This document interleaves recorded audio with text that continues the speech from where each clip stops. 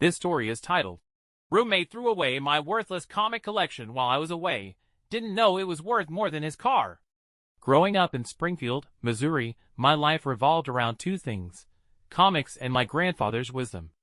I'm Mason, 26M, and until 3 months ago, I was just another guy working at a local game store while building my dream collection of Silver Age comics. My grandfather, before passing away 5 years ago, had been a devoted comic collector since the 1960s.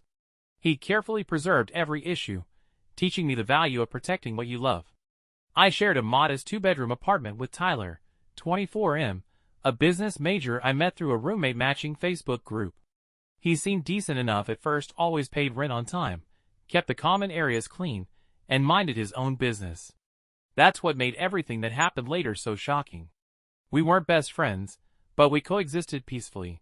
He'd rolled his eyes whenever I'd spend my weekends organizing my collection or attending comic conventions, but I didn't care. My collection, inherited from my grandfather and expanded through years of careful trading and hunting, was my pride and joy. The cornerstone of my collection was Amazing Fantasy number 15, not in mint condition, but well preserved. My grandfather had bought it new in 1962 and kept it in perfect condition all these years.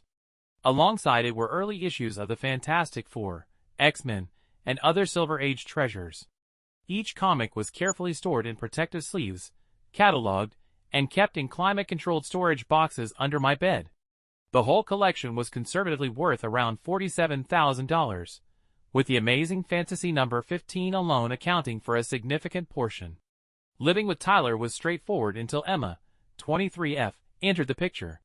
She was Tyler's new girlfriend, a psychology major who seemed to think my hobby was a sign of arrested development. I'd overhear them sometimes, laughing about my childish obsession. It didn't bother me. I was used to people not understanding the value of comics, both emotional and financial. What I didn't know then was how their attitude would later transform into something far more destructive. I worked part-time at Games and Comics Haven, which let me stay connected to the collecting community while pursuing my real passion: restoration and preservation of vintage comics. I was even taking online courses in paper conservation, dreaming of opening my own restoration business someday. Life was simple but good, until that fateful week in January when everything changed. January brought with it an unexpected opportunity. My cousin Ben, 28M, was getting married in Portland, Oregon, and as one of his groomsmen, I had to head out there for a week. I wasn't thrilled about leaving my collection, but I'd never had issues before. Tyler had lived with me for 8 months at this point, and while he might have mocked my hobby, he'd never touched my stuff. Before leaving, I did what I always did when traveling: double-checked all my storage boxes, made sure everything was properly sealed, and updated my collection's digital catalog. I even took photos of my most valuable issues, including my grandfather's Amazing Fantasy number 15, just out of habit. Looking back, I'm grateful for my paranoid tendencies. The wedding week started normally enough. I was busy with groomsmen duties, catching up with family, and enjoying the Pacific Northwest's beautiful winter landscape. But around day 3, something felt off. Tyler wasn't responding to my texts about a water bill that was due. Not completely unusual for him, but something in my gut wasn't sitting right.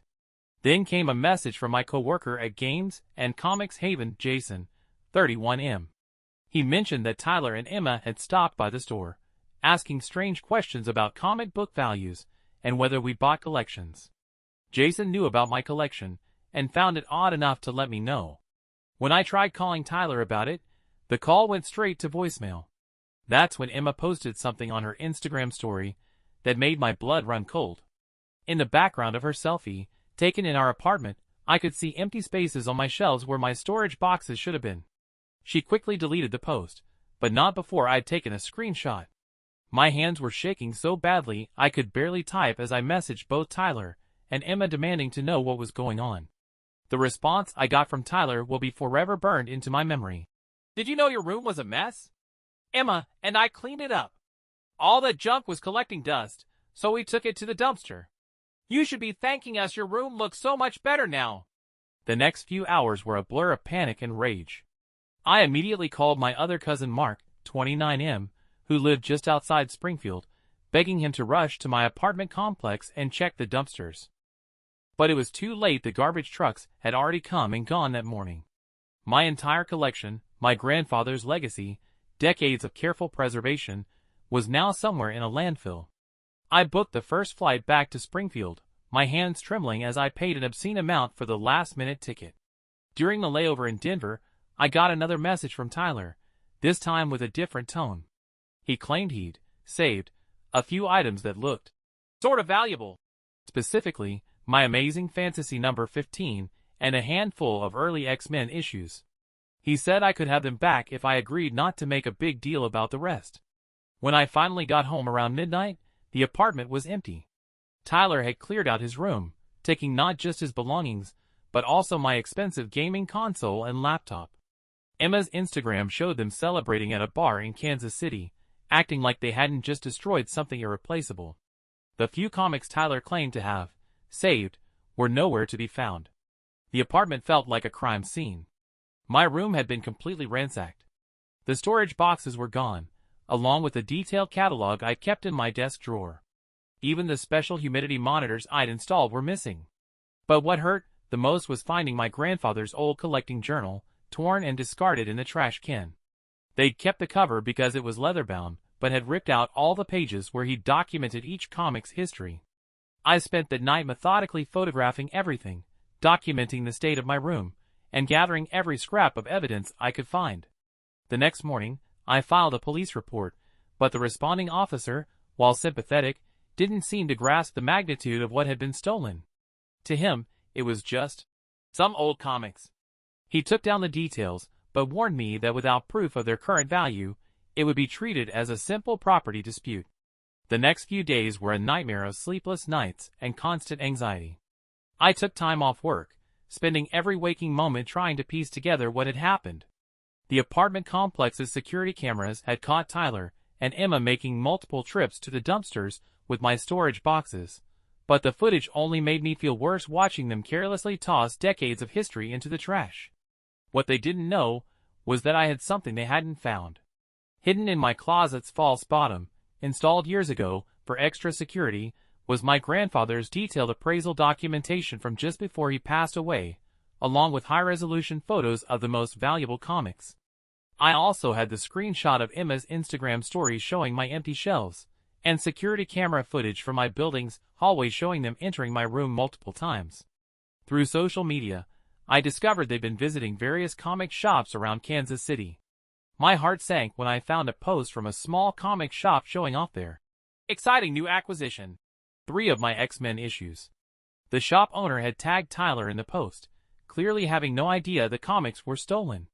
I immediately contacted the shop with my evidence, and the owner, horrified by the situation, agreed to hold the comics for me. But the real breakthrough came from an unexpected source. Emma's best friend Olivia, 23F, reached out to me through Instagram. She was disgusted by what they'd done and revealed that Tyler and Emma had been planning this for weeks. They'd researched which comics were valuable, and had even taken photos of some issues before throwing them away, probably planning to sell them later. Olivia sent me screenshots of their conversations, where they joked about how they were doing me a favor by forcing me to grow up. The most infuriating part was discovering that my Amazing Fantasy number 15 and several other valuable issues hadn't been thrown away at all.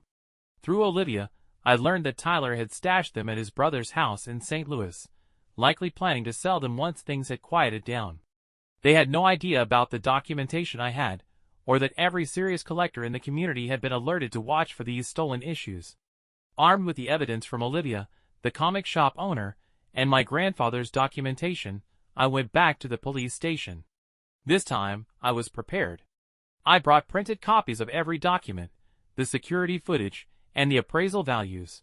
The officer who took my updated statement was a different one, Officer Chen, who actually collected sports memorabilia himself and understood the value of collectibles.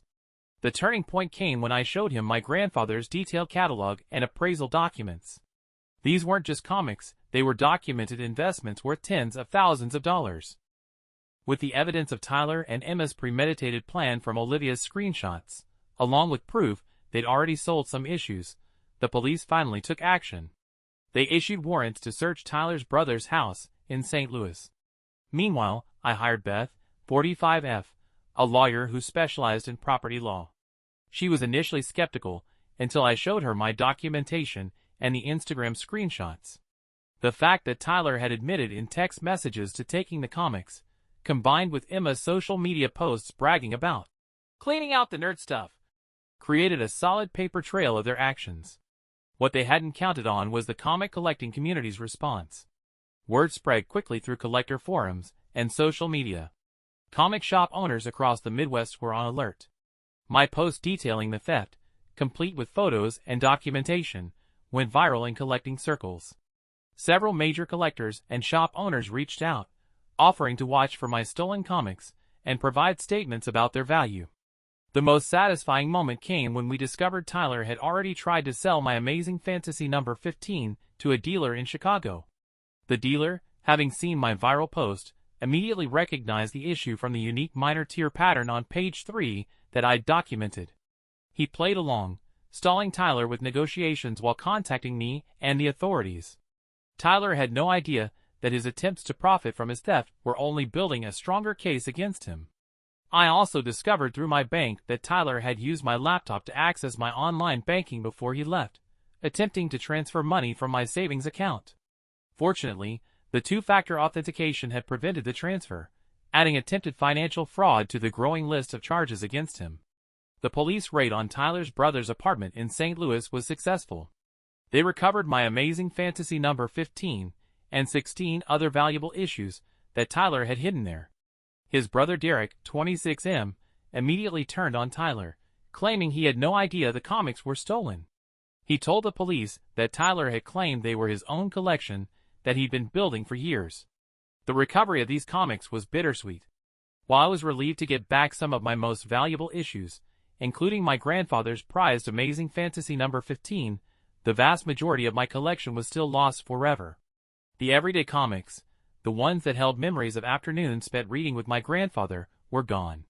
No amount of money could replace those. Emma's carefully crafted social media image began to crumble. Her followers, many of whom were mutual friends, turned against her as the story spread. Her psychology department internship was rescinded after her involvement in the theft became public. She tried to do damage control by posting a tearful apology video, claiming she was just trying to help me move on with my life.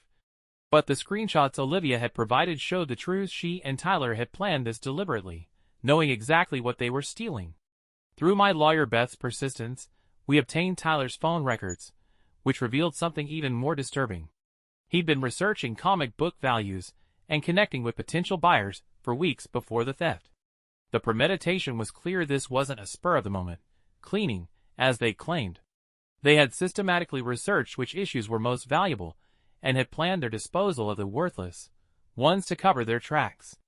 The comic shop owner in Kansas City, who had unknowingly bought some of my stolen X-Men issues, not only returned them, but also provided security footage of Tyler selling them.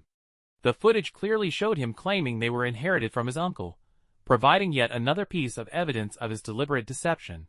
The shop owner even offered me a part-time consultation position, impressed by my detailed documentation and knowledge of comic preservation. The district attorney's office decided to pursue felony theft charges against both Tyler and Emma. The value of the stolen comics, combined with the documented premeditation and attempted financial fraud, made it an easy decision. Tyler's brother Derek agreed to testify about how Tyler had stored the stolen comics at his apartment, further strengthening the case. Emma cracked first. Through her lawyer, she offered to testify against Tyler in exchange for a lighter sentence. She revealed how Tyler had meticulously planned everything, timing it perfectly with my wedding trip. She admitted they'd photographed the most valuable comics weeks before, researching prices and potential buyers. The screenshots from Olivia corroborated everything she said. My lawyer Beth also pursued civil action against both of them. The documentation I had of my collection's value, including my grandfather's detailed records and appraisals, made it possible to seek substantial damages. Even though many comics were lost forever, we could prove their worth. The civil suit included not just the value of the lost comics, but also emotional damages and the cost of my emergency flight home. Tyler's parents, who I'd never met before, reached out to me through Beth. They were horrified by what their son had done and offered to help make things right. His father, a real estate developer, offered to cover a significant portion of the damages, wanting to avoid a lengthy civil trial that would further damage their family's reputation. While the money couldn't replace the sentimental value of my lost collection, it would at least allow me to start rebuilding. The gaming store where Tyler worked as an assistant manager fired him after learning about the theft. His dreams of getting into business school, or effectively over no school, would accept someone with a felony theft conviction. Emma's internship remained terminated, and her academic advisor suggested she take a leave of absence from her psychology program. Their relationship didn't survive the strain. She blocked him on all social media after her plea deal, posting cryptically about toxic relationships and learning from mistakes. With the legal battles winding down and the settlement money from Tyler's family secured, I focused on rebuilding. The comic shop in Kansas City made good on their job offer, and I started working there part-time in addition to my regular job. The owner, Mike, 52M, became something of a mentor, teaching me even more about comic restoration and preservation than I already knew. The collecting community's support was overwhelming. After my story spread through various collecting forums and social media, other collectors began reaching out.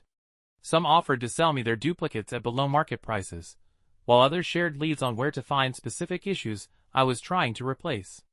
One elderly collector from Omaha, Richard, 68M, even donated several Silver Age issues to help me restart my collection, saying they reminded him of comics he'd lost in a house fire decades ago. I used part of the settlement money to rent a small climate-controlled storage unit, installing my own security system and cameras. The rest went into slowly rebuilding my collection, but this time with even more thorough documentation. I started a detailed blog about comic preservation and security, sharing my story as a warning to other collectors. The blog unexpectedly gained a following, with other collectors sharing their own stories of lost or stolen collections. The hardest part was dealing with the loss of my grandfather's collecting journal. Those handwritten notes about each comic's history, his memories of buying them new off the spinner racks in the 60s, that was irreplaceable. But I started my own journal, documenting not just the comics I was acquiring, but also writing down all the stories my grandfather had told me about his collection that I could remember. Through my new connections in the collecting community, I managed to track down another copy of Amazing Fantasy number 15 in similar condition to my grandfather's. It wasn't the same one he'd bought new in 1962, but as I carefully placed it in its new protective sleeve, I felt like I was honoring his memory by refusing to let Tyler and Emma's actions destroy my passion for collecting. 1 year later, my life has changed in ways I never expected. The blog about comic preservation turned into a full-time career opportunity when Mike offered me partnership in his Kansas City store. We've expanded the business to include a dedicated restoration and preservation department, which I now run. Collectors from across the country send us their valuable comics for restoration and conservation work. Tyler and Emma both served short sentences, followed by probation and community service. Tyler's family paid the full settlement as agreed, though I heard through mutual friends that they've barely spoken to him since. Emma completed her mandatory counseling and transferred to a different university out of state. Sometimes, I still see her old Instagram posts pop up in my memories, those careless selfies that helped convict her, and I feel a mix of anger and pity. The storage unit evolved into something bigger. With Mike's help, I converted part of our shop's basement into a secure, climate-controlled vault for high-value collections. Other collectors can now store their treasures there, protected by state-of-the-art security systems. Every safety measure I put in place is inspired by a lesson learned from my loss. Last month, an elderly woman brought in her late husband's collection for appraisal. Among the comics was an early issue of the Fantastic Four that had belonged to my grandfather. I recognized it by a tiny, distinctive printer's mark he documented in his journal. She insisted I keep it, saying she could tell how much it meant to me. That comic now sits in a special display case in my office, alongside the few rescued issues from my original collection. My grandfather used to say that every comic tells two stories, the one on its pages, and the one about how it made its way into your collection. My story isn't the one I would have chosen, but it's made me a better collector, a better preservationist, and maybe even a better person. Recently, I started mentoring kids in comic collecting and conservation, teaching them the importance of preserving not just the comics, but the stories and memories they represent. It feels like something my grandfather would have been proud of. The shop's customer base has grown, largely due to my story and our new preservation services. We're even planning to host Missouri's first comic preservation workshop next spring. Sometimes I think about how Tyler's attempt to destroy my worthless collection inadvertently launched my dream career. It's ironic that his actions, meant to force me to grow up, ended up cementing my place in the comic collecting world professionally.